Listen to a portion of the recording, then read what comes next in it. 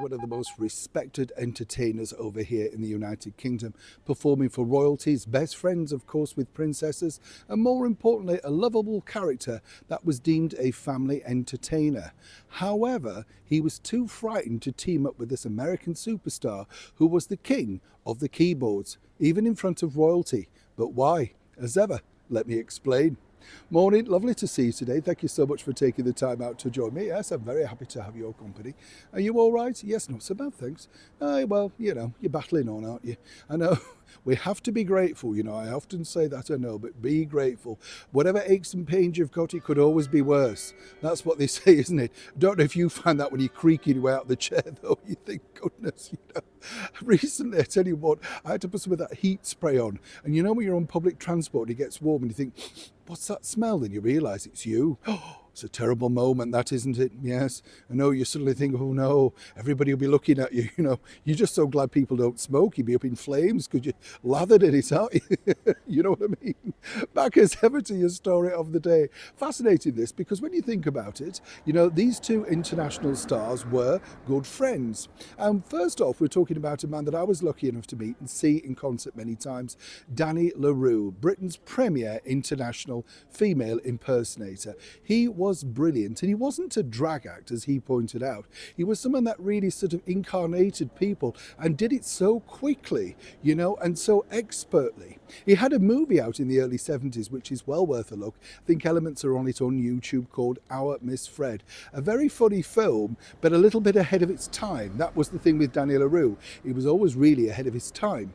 He had his own nightclub in the very heart of London's West End, and more importantly, it was frequented by all the Hollywood greats visiting town, the likes, of course, of Lauren Bacall, Judy Garland, and Princess Margaret, who became a very good friend, often would ring him up for gossip and chats and stuff like that, but would frequently turn up at the club very late at night to watch the Midnight Cabaret. One of the stars in that Midnight Cabaret was none other than this man, and also a good friend, part of the comedy act of the two Ronnies, Ronnie Corbett, who verified a lot of these conversations.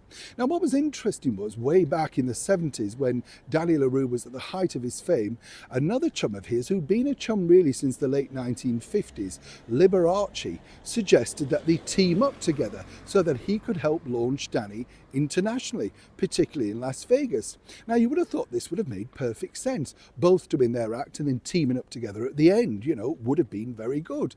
And Liberace had a real soft spot for English entertainers. In particular, he loved the cad character of the actor and comedian Terry Thomas, appearing together on shows. However, Danny was very reluctant to team up, particularly for a very good idea that the bosses had for the Royal Variety Show, originally at least. You see, they thought it'd be very funny to have Liberace playing the piano for Danny La Rue in one of his characters.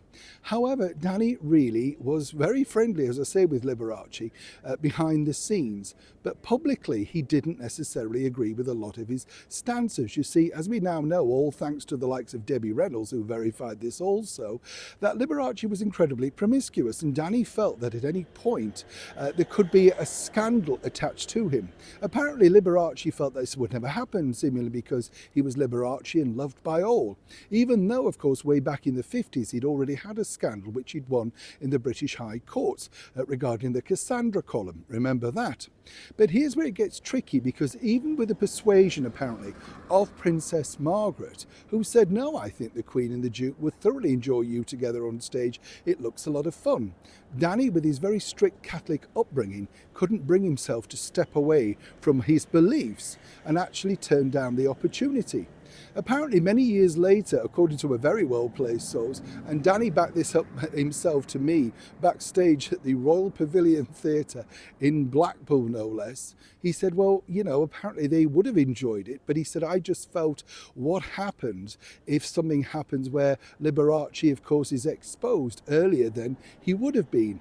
I'm then dragged into the papers with nothing but, terrible recourse. You see, back in those days, it was very difficult if you had a scandal, you very rarely climbed back, and Danny La Rue, if anything, was very protective of his private life and, more importantly, his public image. So the duo of high camp, Liberace on the keys and Danny La Rue dressed head to toe as one of his fabulous female creations, was never seen together by the British monarchy. Independently, they were loved. Together, apparently, the Queen and the Duke of Edinburgh felt it could have been rather explosive. But sadly, it was never meant to be. Neil was shorn in the very heart of London.